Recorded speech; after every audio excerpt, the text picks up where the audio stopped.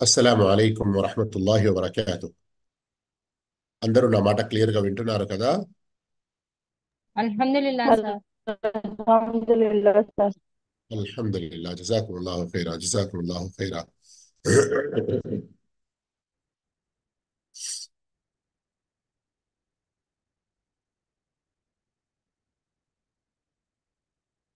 అల్హమ్దులిల్లాహి రబ్బిల్ ఆలమీన్, వస్సలాతు వస్సలాము అలా సయ్యిదిల్ ముర్సలీన్ నబియ్యినా ముహమ్మద్ వ అలా ఆలిహి వ సహ్బిహి అజ్మഈన్. అమ్మా బఅద్. ప్రియ విద్యార్థులారా, అల్హమ్దులిల్లాహ్, అల్లాహ్ యొక్క గొప్ప అదృష్టం మీపై నాపై. మనం అల్లాహ్ యొక్క సత్య గ్రంథమైన సర్వమానవాళికి మార్గదర్శకత్వమైన వారి ఇహపరాల జీవితంలో వారు సాఫల్యం ఎలా పొందాలి, సుఖశాంతులతో కూడిన జీవితం ఎలా గడపాలి అనే విషయాలు నేర్పడానికి అల్లాహు తాలా ప్రవక్త సల్లల్లాహు అలైహి వసల్లంపై దివ్య గ్రంథం ఖురాన్ని అవతరింపజేశాడు.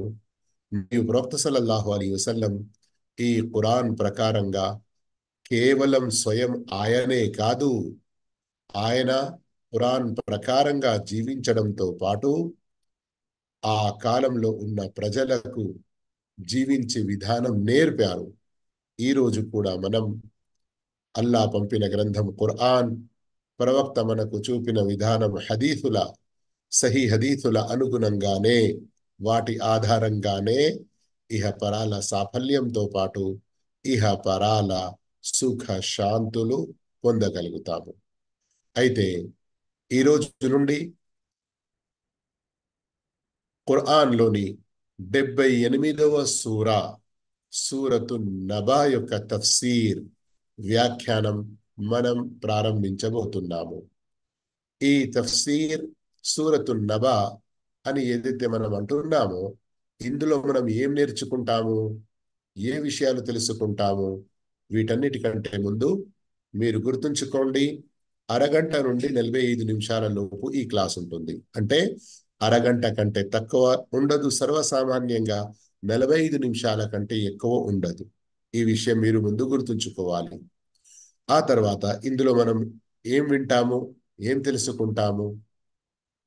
సూరతు నబా నుండి మొదలు పెడుతున్నాము కదా, ఇక్కడి నుండి తర్వాత చివరి వరకు నడుస్తాము. అయితే కొన్ని ఆయతుల తిలావత్ జరుగుతుంది, వాటి యొక్క అర్థ భావాలు, ముఖ్యమైన పదాల యొక్క అర్థంతో పాటు ఆ తర్వాత వ్యాఖ్యానం, తదబ్బుర్, అందులో యోచించడం, ఇప్పుడు ప్రస్తుత మన ప్రజెంట్ జీవితంలో ఈ ఆయతుల ద్వారా మనకు ఉన్నటువంటి బోధనలు ఏమిటి అనే విషయాలు తెలుసుకుంటాము. ఇక ఏ ఆలస్యం లేకుండా రండి. అఊదు బిల్లాహి మినష్ షైతానిర్ రజీం. బిస్మిల్లాహిర్ రహ్మానిర్ రహీం. అమ్మ యతసాఅలూన్. అమ్మ దేని గురించి, అమ్మ దేని గురించి, యతసాఅలూన్ వారు పరస్పరం ఒకరితో మరొకరు అడుగుతున్నారు. వారు పరస్పరం ఒకరు మరొకరితో అడుగుతున్నారు. అమ్మ దేని గురించి? అనిన్ నబఇల్ అజీం.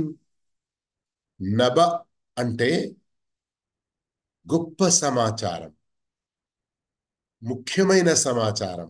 అల్ అజీం గొప్ప, అన్నబ అన్నది ఏదైనా ఒక సమాచారం, కానీ సామాన్య సమాచారం కాదు, ఒక ముఖ్యమైన వార్త ఇవ్వడానికి. ఎలాగైతే మీకు గుర్తొస్తుంది, వ్యాఖ్యానంలో వస్తుంది ఆ విషయం, సూరతు నమల్లో వచ్చింది. అప్పుడు వ్యాఖ్యానంలో వివరంగా చెబుతాను దాని గురించి. అమ్మ దేని గురించి? యతసాఅలూన్ వారు పరస్పరం అడుగుతున్నారు. అనిన్ నబఇల్ అజీం గొప్ప సమాచారాన్ని గురించేనా? అల్లదీ దేని గురించైతే, హుం వారు, ఫీహి అందులో, ముఖ్తలిఫూన్. ముఖ్తలిఫూన్ అన్నదానికి రెండు భావాలుంటాయి. మీరు మంచిగా గుర్తుంచుకోండి. ముఖ్తలిఫూన్ అన్న పదం ఏదైతే మీరు ఇక్కడ చూస్తున్నారో అరబీలో, దీని యొక్క సర్వసామాన్యంగా రెండు భావాలుంటాయి అన్న విషయం తెలుసుకోండి. ఒకటేమిటి? ఒకటి ముఖ్తలిఫూన్, పరస్పరం విభేదించుకుంటున్నారు. ఇక్కడ మీరు చూస్తున్నారు అదే భావం రాసి ఉంది. మొదటి భావం ఏంటి? పరస్పరం విభేదించుకుంటున్నారు. రెండో భావం కొన్ని సందర్భాల్లో పరస్పర సమాలోచన, పరస్పరం ఏదైతే ఒకరితో మరొకరు మాట్లాడుకుంటూ ఏదైనా విషయంపై చర్చ జరుపుకుంటూ ఒకరు ఒక అభిప్రాయం, ఇంకొకరు ఇంకొక అభిప్రాయం, ఇంకొకరు ఇంకొక అభిప్రాయం, ఆ అభిప్రాయాల్లో వేరువేరు భావాలు ఉన్నా లేకపోయినా ఇలాంటి సమాలోచన జరుపుకోవడాన్ని కూడా కొన్ని సందర్భాల్లో ముఖ్తలిఫూన్ అన్నటువంటి పదం ఉపయోగించడం జరుగుతుంది. ఆ తర్వాత 4వ ఆయతను కనుక మనం చూస్తే, కల్లా, కాదు. ఇంతకుముందు ఎవరైతే మా తఫ్సీర్ క్లాసులలో హాజరీ ఉన్నారో వారికి చాలా మంచిగా తెలుసు, కల్లా అన్న యొక్క పదం కొన్ని సందర్భాల్లో నిశ్చయంగా అన్నటువంటి భావంలో వస్తుంది. మరికొన్ని సందర్భాల్లో ఈ పదానికంటే ముందు ఏ విషయం గురించైతే చెప్పడం జరిగినదో దానిని ఖండించడానికి, ముమ్మాటికి అలా జరగదు అన్నట్టు. అయితే ఇక్కడ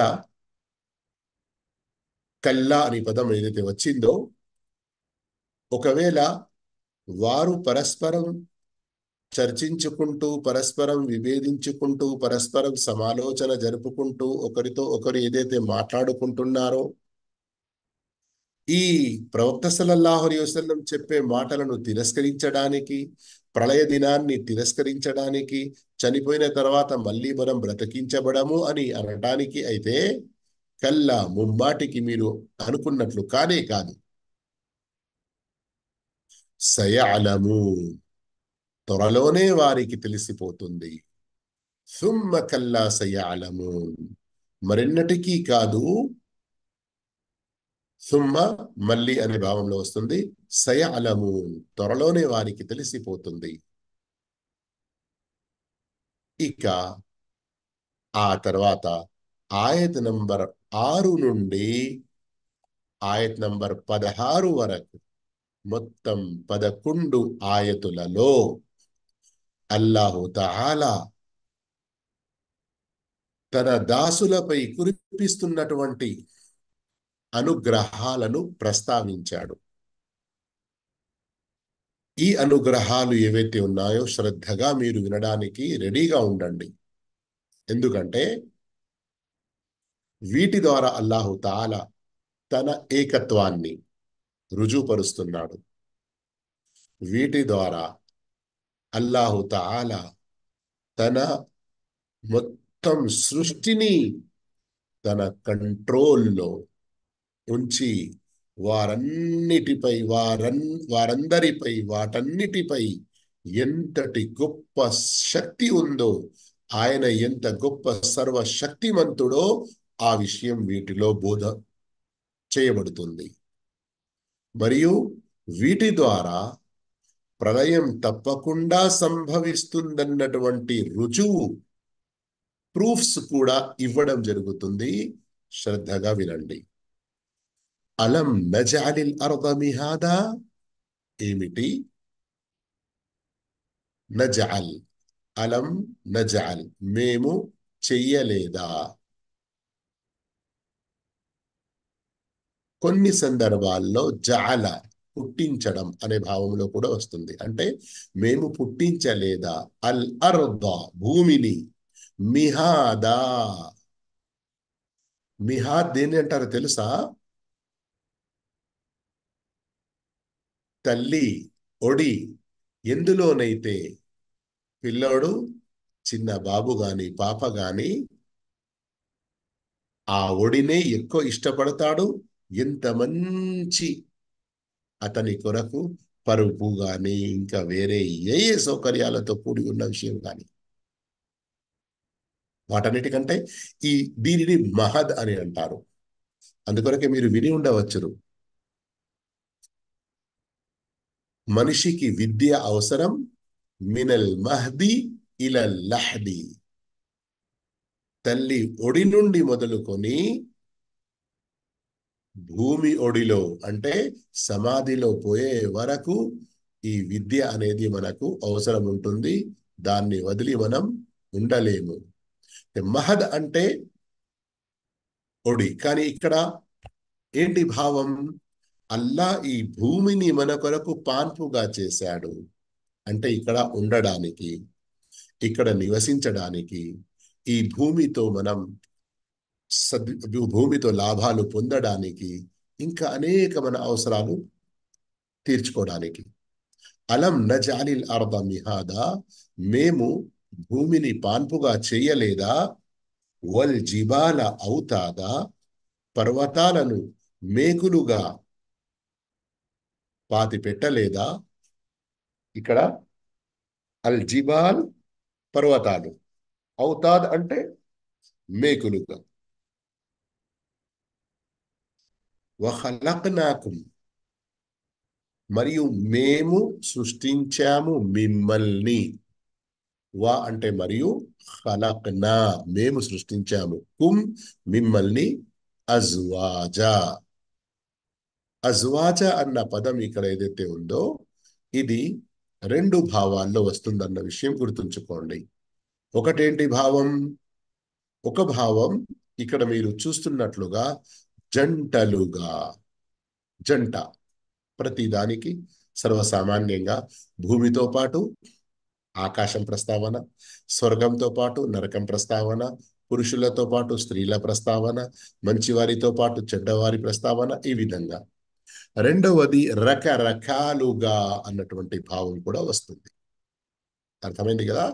ఎక్కడెక్కడైతే కొన్ని పదాలకు ఒకటి కంటే ఎక్కువ భావాలు ఉంటాయో వాటిని వివరిస్తూ ఉన్నాను, మీరు రాసుకుంటూ వెళ్ళండి. వజఅల్నా, మరియు మేము చేశాము, నౌమకుం మీ నిద్రను, నౌమ్ హాయిగా నిద్రపోవడాన్ని అంటారు కదా, సుబాత. ఈ సుబాత అన్న పదం ఏదైతే ఉందో వాస్తవానికి తెంచుట, కోసి వేయుట అన్నటువంటి భావం కూడా వస్తుంది. ఇక్కడ భావం ఏమిటంటే మీరు పొద్దంతా మీ అవసరాల్లో ఏదైతే ఉంటారో వాటి నుండి మీ సంబంధాలు తెంచుకొని ఇక పడుకోవడానికి వస్తారు. అయితే ఇక్కడ హాయినిచ్చేదిగా అని అనువాదం చేయడం జరిగింది. అంటే అన్ని పనుల యొక్క టెన్షన్ను వదులుకొని మీకు విశ్రాంతి లభించడానికి, మీ పొద్దంత అలసట దూరం చేయడానికి ఈ నిద్రను మేము మీకు ప్రసాదించాము. ఎవరైతే పడుకోవాలనుకుంటారు కానీ నిద్ర రావట్లేదో అలాంటి వారిని అడగండి నిద్ర యొక్క విలువను. మరెవరైతే పడుకుంటే నాకు ఎంత గాఢ నిద్ర అంటే పడుకుంటే ఇక లేవను, ఎవరైనా లేపినా కానీ లేకపోతాను. ఒకవేళ వారు ఇలాగే నమాజులను వదులుకుంటున్నారు, ఇంకా వేరే ఏదైనా విధులను వదులుకుంటున్నారు అంటే చాలా నష్టంలో ఉన్నారు. సరే, మంచిది. వ్యాఖ్యానంలో ఆ విషయాలు తెలుసుకుందాము. మాట వచ్చేసింది అయితే చెప్పేశాను. వజఅల్నా మేము చేశాము, నౌమకు మీ యొక్క నిద్రను, సుబాత హాయిగా విశ్రాంతిగా, వజఅల్నా లైల లిబాస మరియు మేము చేశాము రాత్రిని, లిబాస ఆచ్ఛాదనం, వస్త్రాలుగా. వస్త్రాలు ఎలాగైతే మనం కప్పుకుంటామో మన శరీరం అనేది దాచి ఉంటుందో దాగిపోతుందో ఆ విధంగా ఎప్పుడైనా మీరు ఫ్లైట్లో ప్రయాణం చేస్తూ ఉంటే మీరు పైన గగనంలో ఫ్లైట్లో కిటికీ వైపున ఉండి అటు సూర్యాస్తమయం అవుతూ ఉండగా ఇటు మొత్తం కింద నేలను చూడండి. అల్లాహు అక్బర్. కొన్ని క్షణాల ముందు వెలుతురుతో ప్రకాశవంతంగా ఉన్నటువంటి ఈ మొత్తం నేల ఎలా ఏదో ఒక వస్తువు తెచ్చి దానిపై ఇలా కప్పినట్లుగా చాలా స్పష్టంగా కనబడుతుంది, నల్లగా మారిపోతుంది. వబనైనా, మేము నిర్మించాము, ఫౌకకు మీపై, సబ్అన్ షిదాదా. సబ్అన్ అంటే 7, సబ్అన్ అంటే 7, షిదాద అంటే ఇక్కడ పటిష్టమైన, షదీద్ పటిష్టమైన. కానీ ఇక్కడ పటిష్టమైన 7 అంటే ఏమిటి, మరియు అది పైన అని చెప్పడం జరుగుతుంది అంటే స్పష్టంగా దీని ద్వారా తెలిసే విషయం ఏంటి, ఆకాశాలు అని. అందుకొరకే ఇక్కడ అనువాదంలో పటిష్టమైన, అఫన్ అల్లా క్షమించుగాక నన్ను, ఒక ఆయత్ మిస్ అయింది, మీరు కూడా ఎవరు గుర్తు చేయలేదు. ఆయత్ నంబర్ 10 చదివాము మనం. వజఅల్న లైల లిబాసా, మేము చేశాము లైల రాత్రిని మీ కొరకు, లిబాస ఆచ్ఛాదనంగా. ఆ తర్వాత వజఅల్న నహార మఆషా, వజఅల్న ఇంకా మేము చేశాము, అన్నహార పగటిని, మహాష జీవనోపాధిగా. అంటే పగటి పూట ప్రతి ఒక్కరూ సంపాదించడంలో నిమగ్నులైపోయి తమ తమ అవసరాలు పూర్తి చేసుకోవడం, ఈ విధంగా పగటిలో ఈ పనులన్నీ చేస్తూ ఉంటాము, మరియు రాత్రి పడుకుంటాము. ఆ తర్వాత అల్లాహు తాలా చెప్తున్నాడు, వబనైనా ఫౌకకుం సబ్అన్ షిదాదా, మీ పైన మేము పటిష్టమైన 7 ఆకాశాలను నిర్మించాము. వజఅల్నా, ఇంకా మేము చేశాము, సిరాజన్ వహాజా. ఇక్కడ స్పష్టంగా జాల్నా అంటే చేశాము కాకుండా పుట్టించాము, సృష్టించాము అనే అనువాదమే సరి అయినదిగా ఉంటుంది. వజఅల్నా మేము పుట్టించాము, సిరాజన్ అంటే, సిరాజ్ అంటారు దీపం, దీపం. మేము పుట్టించాము దీపాన్ని. ఎలాంటి దీపం ఇది, వహాజా ఎంతో వెలుతురును ఇచ్చేది, ఉజ్వలమైన. మనం చూస్తాము కదా, అటు సూర్యుడు ఉదయించడం మొదలైంది అంటే రాత్రి చీకటిని ఎలా తరిమి కొడుతుందో. అల్లాహు అక్బర్. వఅన్జల్నా, మరియు మేము ఇక్కడ అవతరింపజేశాము అని కాకుండా నీళ్ల ప్రస్తావన ఉంది గనక కురిపించాము అని చేయడం జరుగుతుంది.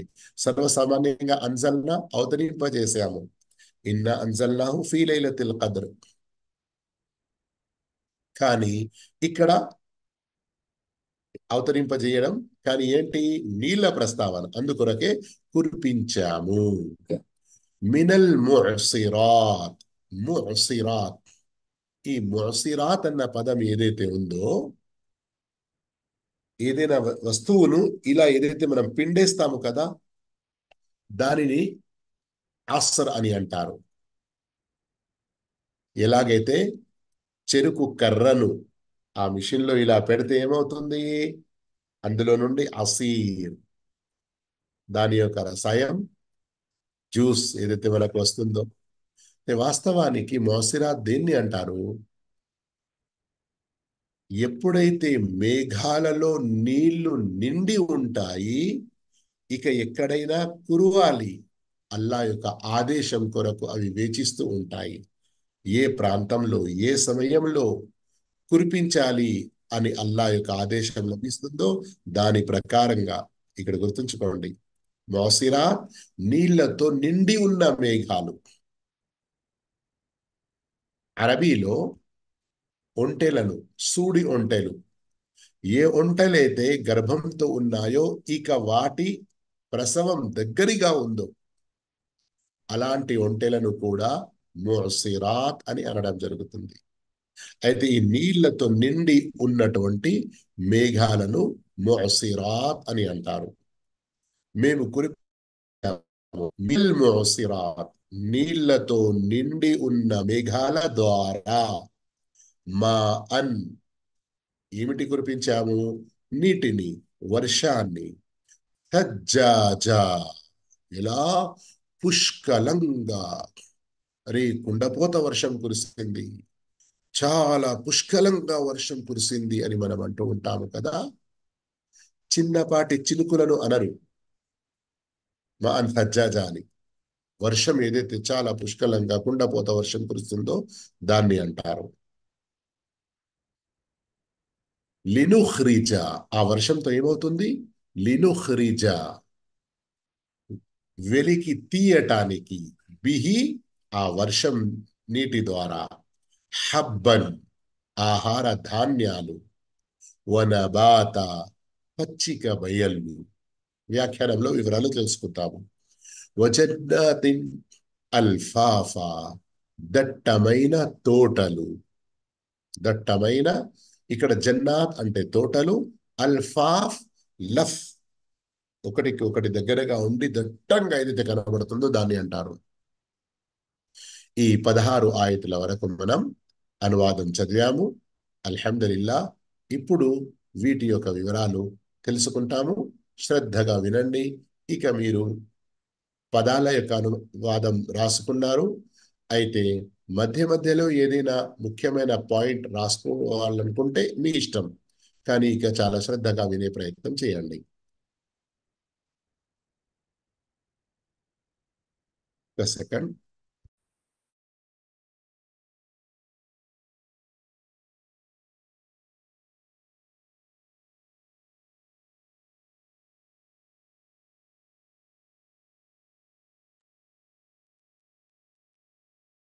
సోదర మహాశివులారా, సోదరిమణులారా, ప్రియ విద్యార్థులారా, ఈ సూరతు నబా వాస్తవానికి ప్రళయం గురించి, ప్రళయం సంభవించిన తర్వాత ఏమేం జరుగుతుంది, చెడ్డవారి ప్రస్తావన ఎలా ఉంటుంది, పుణ్యాత్ముల ప్రస్తావన ఎలా ఉంటుంది, మరియు అక్కడ ఇహలోకంలో ప్రళయ దినాన్ని నమ్మని వారి పరిస్థితి ఏముంటుంది, అక్కడ వారు ఏం కోరుకుంటారు, ఇవన్నీ విషయాలు ఇందులో ఉన్నాయి. అయితే అల్లాహు తాలా 11 ఆయతులలో తన యొక్క ఎన్నో సూచనలు ఏదైతే తెలిపాడో వాటిని అర్థం చేసుకొని అల్లా శక్తి సామర్థ్యాల పట్ల మనం ఎక్కువగా భయభీతి కలిగి ఉండడం చాలా అవసరం, చాలా అవసరం, చాలా అవసరం. మొదటి 3 ఆయతులు అమ్మ యతసాఅలూన అనిన్ నబఇల్ అజీమ్ అల్లదీ హుమ్ ఫీహి ముఖ్తలిఫూన్, ఖురాన్ అవతరించే సందర్భంలో మన ప్రవక్త ముహమ్మద్ సల్లల్లాహు అలైహి వసల్లం వారిని ప్రవక్తగా నియమించిన తర్వాత ఎప్పుడైతే ప్రవక్త వారు అల్లాహ్ యొక్క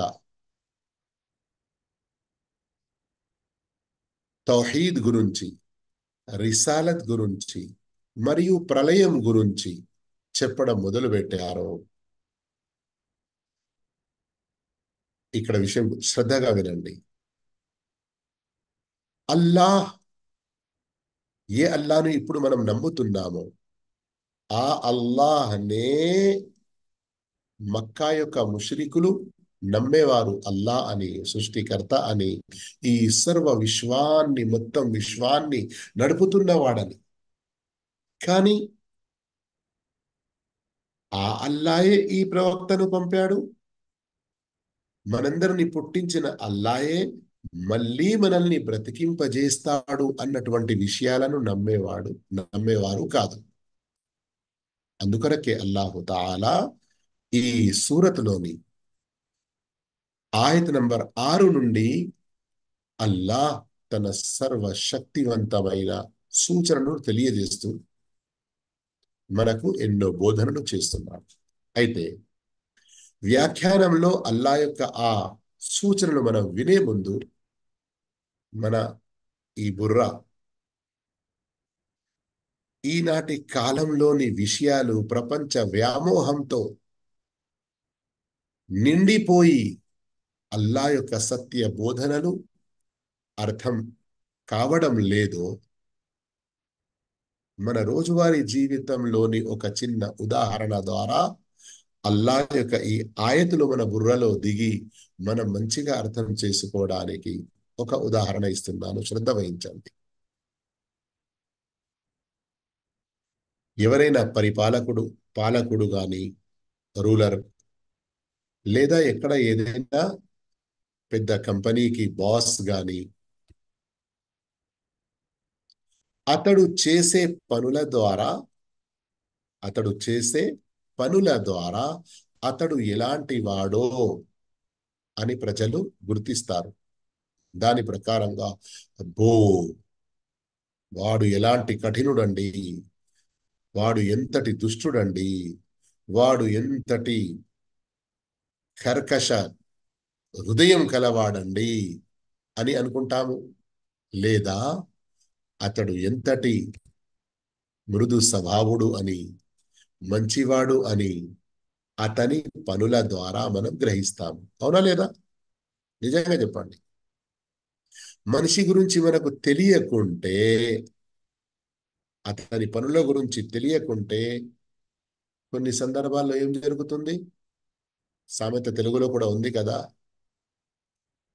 పొరుగు దేశం రాజు వచ్చిన ఇక్కడి వారు అతన్ని గుర్తించకపోతే ఓ సామాన్య మనుషునిగానే అనుకుంటారు. అవునా లేదా? కానీ అతని గురించి మంచిగా తెలిసి ఉన్న వ్యక్తి అతన్నే కాదు, అతడు తన వెంట కుక్కను తెచ్చినా గాని ఆ కుక్కను కూడా కొంచెం విలువగా చూస్తారు. అవునా లేదా? ఇక గమనించండి, అల్లాయే భూమిని పుట్టించాడు. చూడడానికి అది మొత్తం గుండ్రంగా కాకుండా కొంచెం గుడ్డు మాదిరిగా, కొంచెం పూర్తిగా గుడ్డు మాదిరిగా కూడా కాదు, ఉన్నప్పటికీ అది దానంతలో అది ఎంతో వేగంగా తిరుగుతున్నప్పటికీ మనం ఈ భూమిపై జీవించడానికి అల్లాహు తాలా దీనిని ఎలా మన కొరకు పాన్పుగా చేశాడు. ఈ భూమి ద్వారా మనం వ్యవసాయం చేసి గాని, వ్యాపారాలు చేసి గాని, ఇంకా ఎన్నో రకాలుగా లాభాలు పొందుతూనే ఉంటాం. వేలాది తెలియదు లక్షలాది సంవత్సరాల నుండి ప్రజలు ఈ భూమిపై నివసిస్తున్నారు. వారందరి కొరకు ఈ భూమి సరిపోతుంది. వారందరి అవసరాలు దీని ద్వారా తీరుతున్నాయి. ఇంకా ఎన్ని సంవత్సరాల వరకు ఉంటారో తెలియదు. సూరతుల్ ముర్సలాత్ వ్యాఖ్యానం విన్నారు కదా, అక్కడ అలం నజ్అలిల్ అర్ద కిఫాతా అని వచ్చింది. దాని వ్యాఖ్యానం వినండి ఎవరైతే వినలేదో, కేవలం ఆ ఆయత్ యొక్క వ్యాఖ్యానం. తర్వాత ఇక్కడ అల్లాహు తఆలా ఏదైతే అలం నజఅలిల్ అర్ద మిహాదా అని అంటున్నాడో, ఆ మిహాద్ అని అంటే ఏంటి భావమో ఇప్పుడు చెప్పిన మాటల ద్వారా గ్రహించండి. అంతేకాదు, సైంటిఫిక్ ద్వారా ఎవరైతే జియోగ్రాఫిక్ సబ్జెక్ట్ చదువుతారో ఇప్పుడు వారు తెలుసుకుంటున్నారు భూమి గురించి, పర్వతాల గురించి.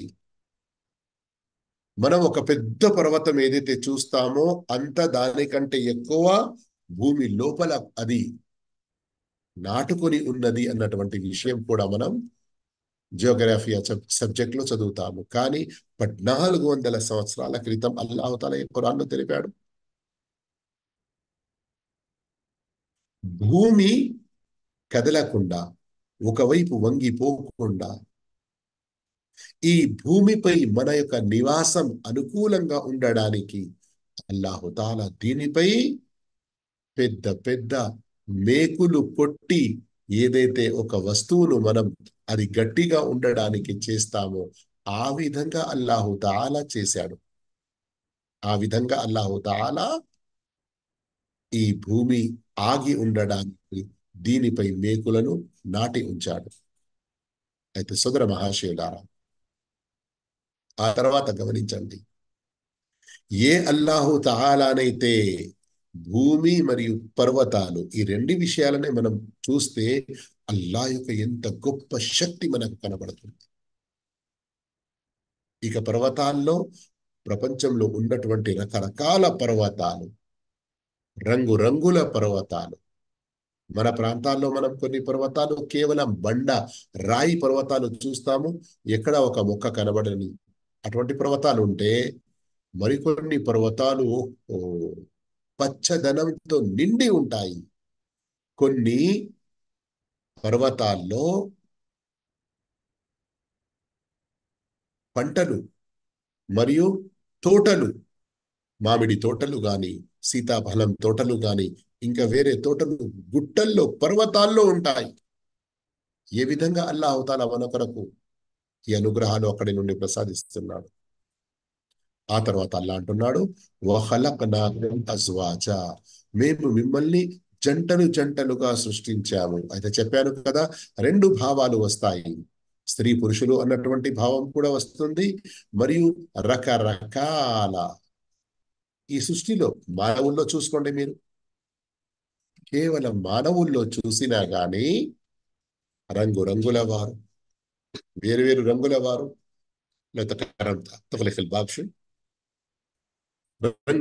వేరు రంగుల్లో ఉన్నవారు, వేరు వేరు గుణాలు గలవారు, వేరు వేరు భాషల్లో ఉన్నవారు, ఈ విధంగా ఎన్నో రకాలుగా మనకు కనబడుతూ ఉంటారు కదా. అయితే ఇది అల్లా యొక్క శక్తి సామ్రాజ్యంలోని విషయం. ఒకవేళ మీరు సూరత్ రూమ్, సూరత్ ఫాతిర్ ఇలాంటి సూరాలు చదివితే చాలా స్పష్టంగా ఈ విషయం అల్లా తెలిపాడు. వమిన్ ఆయాతి. అల్లా క్షమించుగాక మనల్ని. ఒక్క అర నిమిషం అలా ఆగండి, అజాన్ అవుతుంది, దాని యొక్క సమాధానం ఆ ఇద్దాము. అల్లా బారిక్ ఫీకుం.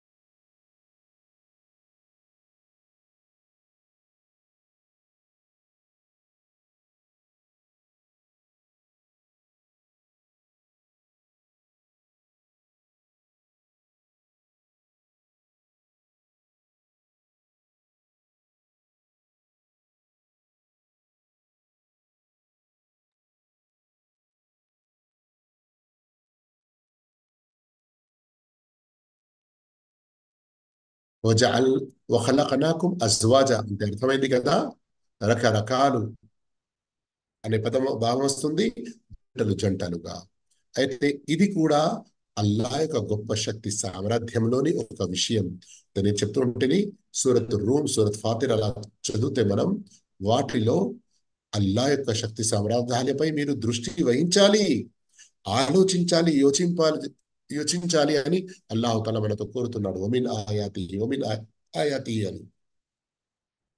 ఆ తర్వాత చూడండి 9, 10, 11 3 ఆయతులలో పగని, రాత్రిని మరియు నిద్రను అల్లాహు తాలా ప్రత్యేకంగా ప్రస్తావించాడు. మన రోజువారీ జీవితంలో చూడండి, ఈ కాలంలో ఈ కాలంలో అనేక మంది ఆరోగ్యాలు చెడిపోవడానికి ఒక కారణం మనం చూస్తూ ఉన్నాము కదా. ఏంటి? వారు అల్లాహ్ ఏ స్వభావంపై వారందరినీ పుట్టించాడో వాటికి భిన్నంగా వారు మెదలడం, మసులుకోవడం, వారు రాత్రిని పగలుగా, పగటిని రాత్రిగా చేసుకొని పనుల విషయాలలో. అయితే ఈ విధంగా ఎన్నో సమస్యలు ఏర్పడుతున్నాయి కదా. కానీ ఇప్పటికీ ఏదైనా పట్టణం కానీ లేక ఏదైనా గ్రామం కానీ అక్కడి ప్రజలు ఈ రేయింబవళ్ళు వీటిని గ్రహించి తమ యొక్క స్వాభావిక పద్ధతి అల్లా ఏదైతే ఉంచాడో దాని ప్రకారంగా జీవిస్తుంటే వారి ఆరోగ్యాలలో వాటికి భిన్నంగా మెదులుతున్న వారిని చూస్తే చాలా తేడా వ్యత్యాసం మనకు కనబడుతుంది. అయితే వీటి ద్వారా మనకు తెలిసేది ఏమిటి? నిద్ర కూడా అల్లా యొక్క గొప్ప అనుగ్రహం. అందుకొరకే అల్లాహు తాలా ప్రవక్త ద్వారా మనకు నేర్పినటువంటి విషయాల్లో ఒకటి ఏమిటి? అల్హమ్దులిల్లాహిల్లదీ అహ్యానా బఅదమా అమాతనా వ ఇలైహి నుషూర్.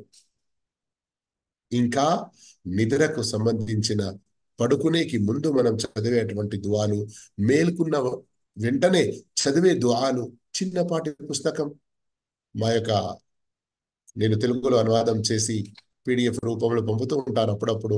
రేయింబవళ్ళ ముఖ్యమైన దువాలు లేదా ఉదయం సాయంత్రం దువాలు, పడుకునే ముందు దువాలు ఆ PDFలు తెప్పించుకోండి. మీరు మిత్రులు ఎవరైనా నంబర్ రాస్తారు చాట్ బాక్స్ లో, వాట్సాప్ నంబర్, దాని ద్వారా మీరు తెప్పించుకోండి. అందులో ఆ దువాలు చదవండి మరియు ఆ దువాలలో ఉన్న భావాన్ని కొంచెం గ్రహించండి. నిద్ర ఎంత గొప్ప అల్లాహ్ యొక్క అనుగ్రహం. పగటి పూట అల్లాహు తాలా మనకు సంపాదించుకోవడానికి, కష్టపడడానికి, విద్య నేర్చుకోవడానికి, పగలంతా మేల్కొని ఉండి మన యొక్క అవసరాలు తీర్చుకోవడానికి ఎంత మంచి అల్లాహు తాలా అవకాశం ఇచ్చాడు. ఈ రోజుల్లో మీరు చూస్తూ ఉంటారు కదా, కొందరికి కొన్ని సందర్భాల్లో రాత్రి కొన్ని డ్యూటీలు, కొన్ని పనులు చేయవలసి ఉంటుంది.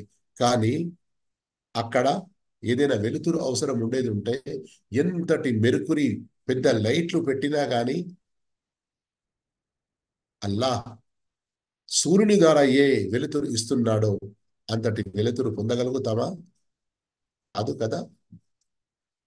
చైనా వారు సూర్యుడి లాంటి ఒక పెద్ద గ్రహం తయారు చేస్తున్నారు రాత్రంతా వెలుగుగా ఉండడానికి అని వార్తలు వింటున్నారు కావచ్చు.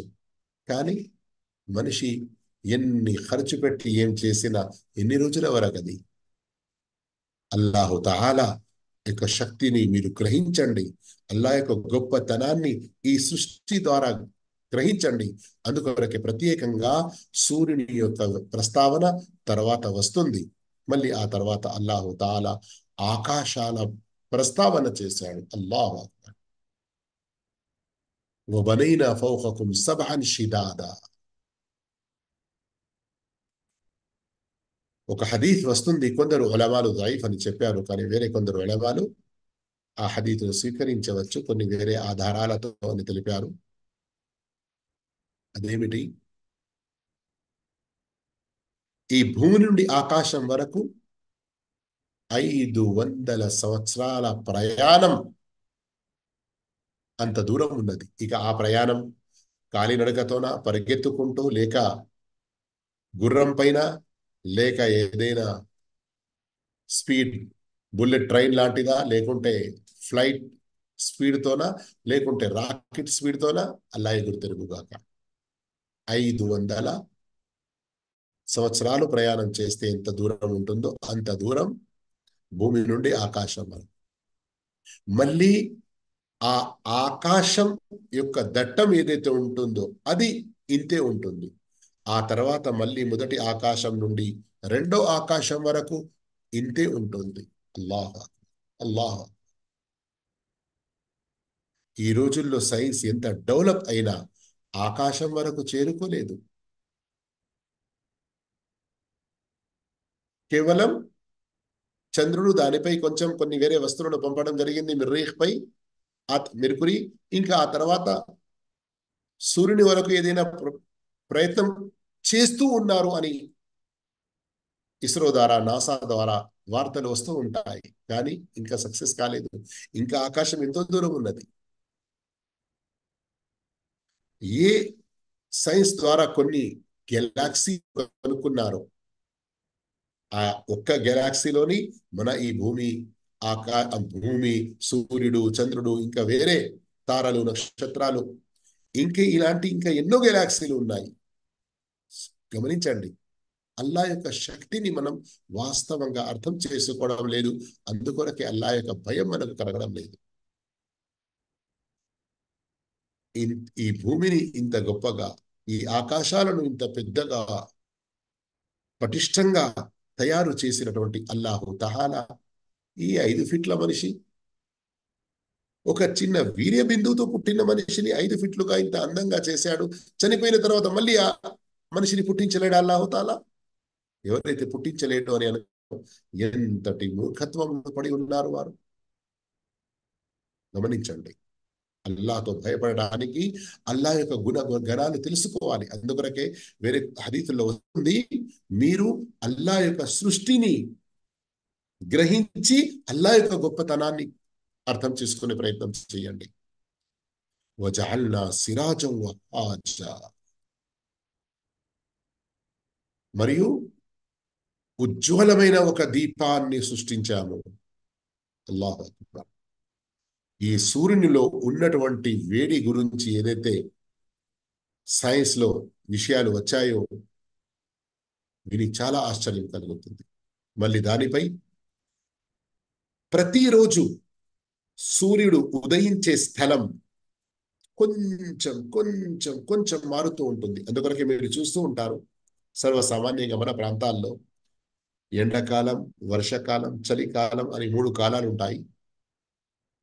ఇందులో మీరు మీ ఇండ్లలోనే గమనిస్తూ ఉంటారు. ఒక్కో సందర్భంలో ఇటు నుండి ఈ విధంగా సూర్యుడు నడుస్తాడు, మరి మధ్యలో మనం చూస్తాము, మరి ఇటుపక్క నుండి చూస్తాము. ఇటువైపున ఒకవేళ నా వెనక ఈస్ట్, తూర్పు అనుకుంటే, నా ముంగట పడమర అనుకుంటే, ప్రతిరోజు ఒకే చోట నుండి ఒకటే చోట ఉదయిస్తూ కృంగడం కాదు. ఉదయించేది ఈస్ట్ నుండి, తూర్పు నుండే, కానీ స్థలం మారుతూ ఉంటుంది. మళ్ళీ అంతేకాదు, ఈ సూర్యుడు ఈ భూమి నుండి దూరం ఏదైతే ఉందో దాని గురించి ఏమంటారు సైంటిస్టులు? ఒకవేళ ఇంతకంటే కొంచెం దూరం అయిపోతే ఇక్కడ విపరీతమైన చలి, ఒకవేళ మరి కొంచెం దగ్గరైతే అంత కాలి భస్మం అయిపోతుంది. అంతటి అంచనతో కరెక్ట్ మెజర్మెంట్ లో ఉంచిన వాడు ఆ అల్లాహు తాలా ఎంత గొప్పవాడు. హదీసు ద్వారా తెలుస్తున్న మరో చాలా విచిత్రమైన విషయం, అల్లాహు అక్బర్, అల్లాహు అక్బర్. ప్రతిరోజు, శ్రద్ధగా వినండి, ప్రతిరోజు సూర్యుడు కుంగిపోయే, ఆస్తమించే సందర్భంలో అల్లాహ్ యొక్క అర్ష్ కింద సజ్దా చేస్తే, సజ్దా చేసి మరుసటి రోజు ఉదయించే గురించి అనుమతి కోరుతాడు. అల్లా అనుమతి లభిస్తుంది, తూర్పు నుండి ఉదయించడం జరుగుతుంది. ఎప్పుడైతే ప్రళయం సంభవించబోతుందో ఇక అప్పుడు అల్లా తూర్పు నుండి ఉదయించడానికి, ఈస్ట్ నుండి, మషరిక్ నుండి ఉదయించడానికి అనుమతి ఇవ్వడు, మగ్రిబ్ నుండి ఉదయించడానికి అనుమతి ఇస్తాడు. అల్లాహ్ అల్లాహ్. ఈ హదీస్ కొందరు మునికిరినే హదీస్ తిరస్కరిస్తారు కావచ్చు, కానీ నాసాలో ఉన్నటువంటి సైంటిస్టులు ధృవీకరించారు. ఏమని? మనకైతే ఈ సూర్యుడు తన కక్షలో తిరగడంతో పాటు భూమి చుట్టూ తిరిగే విషయం కూడా మనం చూస్తాం, వింటాము. కానీ ఈ 24 గంటల్లో ఒక్క క్షణం ఉన్నది, అది ఆగి అలా వెళ్తుంది, అది మనకు ఏర్పడదు. కానీ సైంటిస్టులు దాన్ని గ్రహించారు. ఆ గ్రహించేటువంటి బుద్ధి, జ్ఞానం, ఆ మేధస్సు అల్లా ఈ 1400 సంవత్సరాల తర్వాత ప్రసాదించాడు కొందరికి. కానీ ప్రవక్త సల్లల్లాహు అలైహి వసల్లం 1400 సంవత్సరాల క్రితమే తెలియజేశారు. ఇలా ఖురాన్ ద్వారా, హదీసుల ద్వారా అల్లా యొక్క సృష్టి మహోన్నత విషయాన్ని తెలుసుకుంటూ అల్లా యొక్క గొప్పతనాన్ని మనం గ్రహించాలి. అల్లా యొక్క గొప్పతనాన్ని అర్థం చేసుకోవాలి. అల్లాహ్ను ఏ రీతిలో మనం గౌరవించాలో ఆ రీతిలో గౌరవించే ప్రయత్నం చేయాలి. ఇక తర్వాత వఅన్జల్నా మినల్ ముఅసిరాతి మాఅన్ థజ్జాజా, నిండి ఉన్న మేఘాల ద్వారా కుండపోత వర్షం, పుష్కలంగా వర్షం కురిపిస్తాడు. ఈ ఆయతు ద్వారా ఎన్నో విషయాలు బోధపడుతున్నాయి అని ధర్మవేత్తలు అంటారు. ఒక విషయం, ఆ మేఘాలలో నీళ్లు నిండి ఉంటాయి, కానీ అవి వాటి ఇష్టంతో ఎక్కడంటే అక్కడ కురిపించడానికి అనుమతి లేదు. ఎప్పుడైతే అల్లాహ్ అనుమతిస్తాడో అప్పుడు. దీని గురించి మీరు చదవాలనుకుంటే సహీ ముస్లింలో వచ్చిన ఆ హదీస్ చదవండి. సదకా దాన ధర్మాల యొక్క ఘనత, ప్రాముఖ్యత విషయంలో ఆ హదీస్ వచ్చి ఉంది. ఇస్qi హదీకత ఫులాన్, ఫలానా వ్యక్తి యొక్క తోటలో వెళ్ళి కురిపించు అన్నటువంటి శబ్దం వినడం జరుగుతుంది. ప్రవక్త సల్లల్లాహు అలైహి వసల్లం ఈ మాట చెప్పారు కనుక 100% మనం నమ్మాల్సిందే. ఎందుకంటే ప్రవక్త అస్సాదికుల్ మస్తూక్, సత్యసంధులు. మరియు ఈ ఆయతు ద్వారా బోధపడుతున్న విషయం, ఖురాన్లో ఇంకా ఈ భావంలో ఎన్నో ఆయతులు ఉన్నాయి. ఈ మేఘాలు ఒక చోట నుండి మరో చోటకి ప్రయాణాలు చేస్తాయి. వాటిలో కూడా ఎంతో వేగం ఉంటుంది. కొన్ని సందర్భాల్లో కొంచెం తక్కువ వేగంతో వెళ్తూ ఉంటాయి. ఇదంతా కూడా ఓ ప్రణాళికతో జరుగుతుంది. ఇదంతా అల్లాహ్ యొక్క అనుమతితో మరియు అల్లాహ్ చేస్తున్నాడు. ఇందులో మానవుల యొక్క ఎక్కడైనా ఏదైనా ప్రమేయం వారు చేసి ఏదైనా ఈ సృష్టి స్వభావాన్ని పాడు చేయాలనుకుంటే వారి యొక్క స్వయం లాభాల కొరకు దానికి భిన్నంగా ఎన్నో రకాల నష్టాలు ఈ రోజుల్లో చూస్తూనే ఉన్నాము. ఆ విషయాలు వివరించడానికి ఇక్కడ నాకు సమయం లేదు. ఖురాన్ తఫ్సీర్లో ప్రస్తుతం ఆ విషయం నాకు అవసరం లేదు. కానీ కేవలం చెప్పే ఉద్దేశం ఏంటంటే, అల్లాహ్ ఏ విషయాలను ఏ ప్రకృతి పరంగా ఉంచాడో వాటిలో జోక్యం చేసుకోకండి. యువతులు యువకులుగా మారడం, యువకులు యువతులుగా మారే ప్రయత్నం చేయడం, అయే సంతానాన్ని ఆపడం, కాని వారి గురించి లక్షలాది ప్రయత్నాలు చేయడం, అల్లాహ్ ఇచ్చినటువంటి ఆకృతిపై సంతృప్తిగా ఉండకుండా ఏదేదో సర్జరీ అన్న పేరుల మీద తమకు తాము ఎన్నో మార్పులు చేసుకునే ప్రయత్నాలు చేయడం, ఇంకా దీనిపై డెవలప్ అని, అభివృద్ధి అని పేర్లు పెట్టడం, ఇదంతా వినాశనానికి గురి చేస్తుంది. సంక్షిప్తంగా అర్థం కావడానికి కొన్ని విషయాలు చెప్పాను. ఈ వఅన్జల్నా మినల్ ముఅసిరాత్, మేఘాలు, వీటి ద్వారా మరొక విషయం ధర్మవేత్తలు ఏమంటున్నారంటే, మానవులకు కావలసిన నీళ్లు ఏదైతే మానవులకు అవసరమో అవి మేఘాల ద్వారా అల్లాహ్ ఇష్ట ప్రకారంగానే. సూరతుల్ ముమినూన్లోని 2వ పేజీలో మీరు చూడండి. సూరతుల్ ముల్క్లోని చివరి ఆయతలో కూడా మీకు అర్థమవుతుంది విషయం. ఆకాశం నుండి వర్షం కురవడం ఆగిపోయింది అంటే భూమిలో నీళ్లు ఇనికిపోతాయి. చూడ్డానికి భూమి దాని చుట్టూ 75% వరకు నీళ్లు. కానీ అల్లాహు అక్బర్, మానవులకు కావలసిన నీళ్లు ఆకాశం నుండి అల్లాహ్ కురిపించలేకపోతే మానవులు నీళ్లు ఎక్కడి నుండి పొందలేరు. అందుకొరకు అల్లాహ్ ఏమన్నాడు, ప్రతిరోజు సూరతుల్ ముల్క్ చదవాలన్నటువంటి ఆదేశం మనకు ఇవ్వబడింది కదా. అందులో ఈ విషయాన్ని మనం గ్రహించే ప్రయత్నం చేయాలి. కుల్, చెప్పండి, ఇన్ అస్బహ మాఉకుం గౌరా, మీకు అవసరం ఉన్నటువంటి నీరు బావిలోని పాతాళానికి చేరుకుంటే ఫమయ్యతీకుం బిమాఇన్ మঈన్, తియ్యటి నీరు మీకు త్రాగించేవాడు, ఇచ్చేవాడు ఇంకా ఎవడున్నాడో చెప్పండి. అల్లాహ్ తప్ప ఇంకా వేరే ఎవరైనా ఉన్నారా? లేరు. మరి ఆ అల్లాహ్ను వదిలి ఎలా మనం మన ఇష్టానుసారం అన్ని రకాల అల్లాహ్ యొక్క ఆజ్ఞలకు వ్యతిరేకం చేస్తూ ఉంటాము. మరియు ఈ వర్షపు నీటి ద్వారా అల్లాహు తఆలా మనకు ఎన్నో రకాల లాభాలు చేకూరుస్తున్నాడు. ఏంటి లాభాలు? వాటి యొక్క ప్రస్తావన అల్లాహు తాలా ఆయత్ నంబర్ 15-16లో చేశాడు. ఏముంది? 3 విషయాల ప్రస్తావన చూడండి ఇక్కడ. ఆహార ధాన్యాలు సర్వసామాన్యంగా బియ్యం అనండి, గోధుమ అనండి, ఇంకా ఇలాంటివి ఎన్నో రకాలు. వీటి ద్వారానైతే మనం వాటిని వండుకొని వాటిని పిండిగా చేసి రొట్టెలుగా ఇంకా వేరే రకాలుగా చేసి తింటూ ఉంటాము. అలాగే నబాత, అందులో కూరగాయలు, వాటి ప్రస్తావన వస్తుంది. ఆకుకూరల ప్రస్తావన వచ్చేస్తుంది.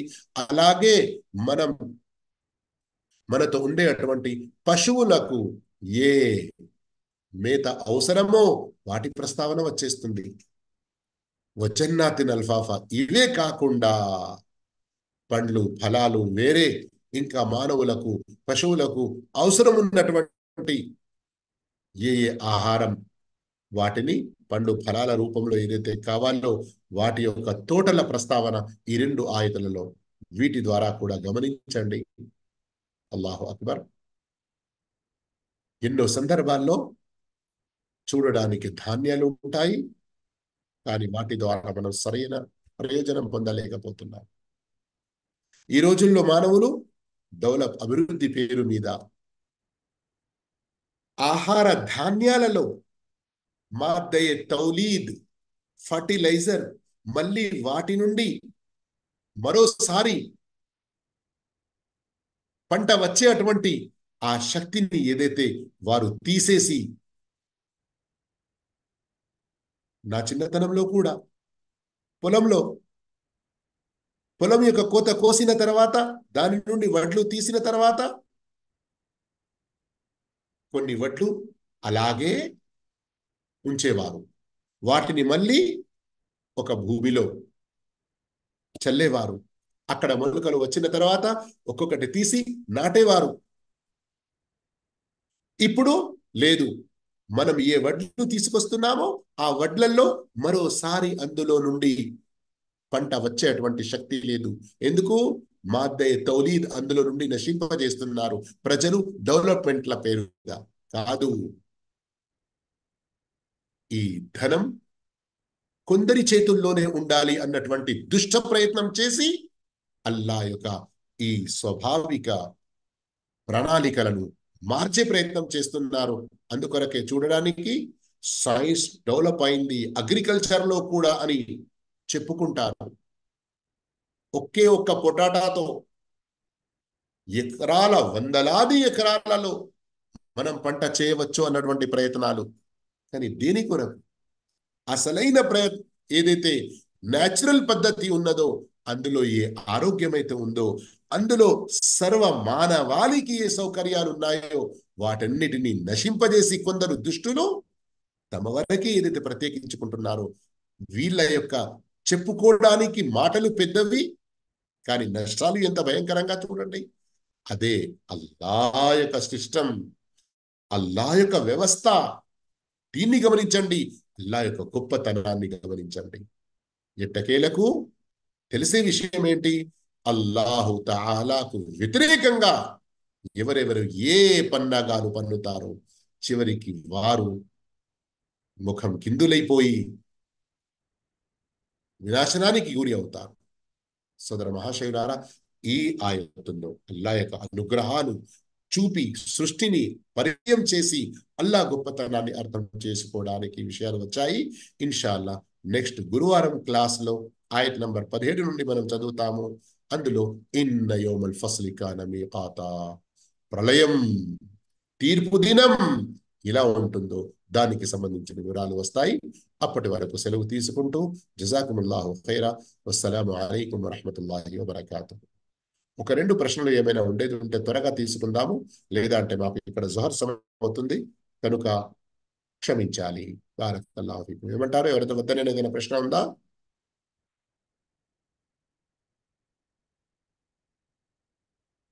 ప్రశ్న ఉండేది ఉంటే చేయొద్దండి.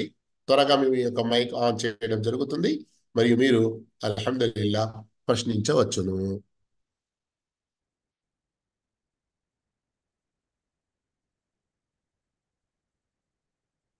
మాషాల్లా తబారకల్లా.